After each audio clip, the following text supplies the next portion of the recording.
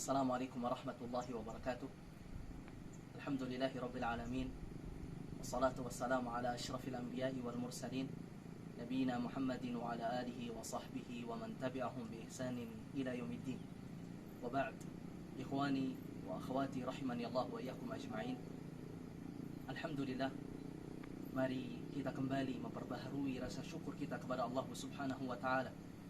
Allah Subhanahu wa taala sampai dengan detik ini masih mencurahkan nikmatnya, karunia-Nya kepada kita semua, sehingga kita masih bisa menikmati hari-hari yang indah di bulan yang mulia ini, bulan Ramadan, untuk memperbanyak amal saleh kita, ibadah kita, guna menggapai ridha dan ampunan dari Allah Subhanahu wa taala.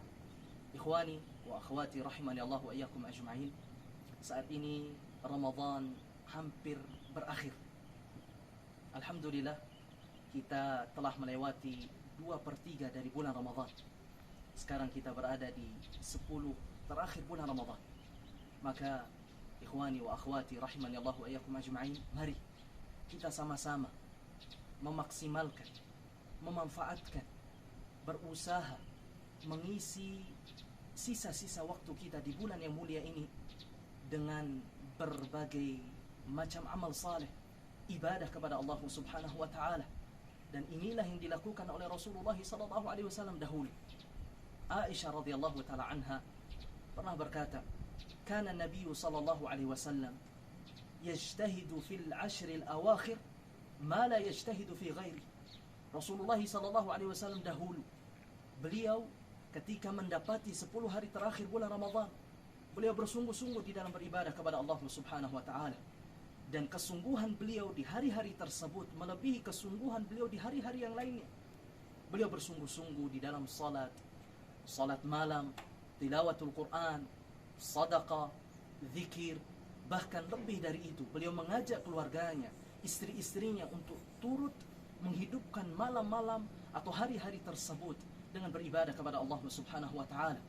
Di dalam riwayat yang lain, kata Aisyah radhiyallahu taala anha, kana Rasulullah sallallahu alaihi wasallam idza dakhala al-'ashr shadda mi'zarah wa ahya laylah wa iqadha ahlah. Rasulullah sallallahu alaihi wasallam apabila bertemu dengan atau memasuki 10 hari terakhir bulan Ramadan, beliau sallallahu alaihi wasallam mengencangkan ikatan sarungnya. Artinya, kata para ulama, beliau menjauhi istri-istrinya. Kemudian beliau menghidupkan malam-malamnya dengan beribadah kepada Allah Subhanahu wa taala. Dan juga beliau mengajak, membangunkan istri-istrinya agar sama-sama beribadah kepada Allah Subhanahu wa taala. Dan tentunya kita semua telah mengetahuinya, jamaah kaum muslimin atau ikhwani wa akhwati rahimani Allah wa iyyakum ajma'in.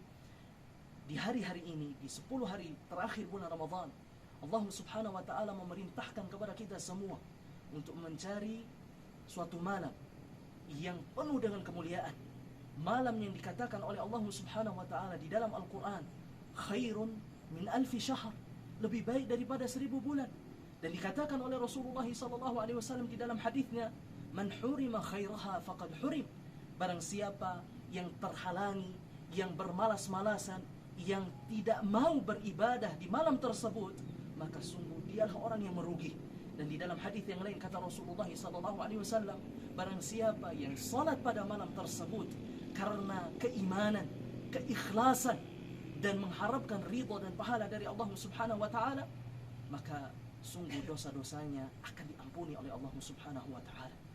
Ikhwani wa akhwati rahimani Allah wa iyyakum ajma'in.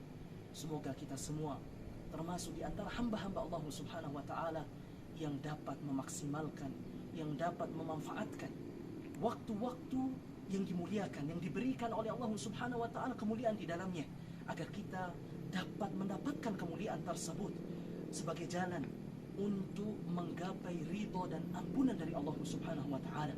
Rasulullah sallallahu alaihi wasallam bersabda, "Innamal a'malu bil khawatim." Amalan kita itu tergantung pada amalan yang terakhir, amalan yang menutup atau penutup dari amalan-amalan yang lainnya.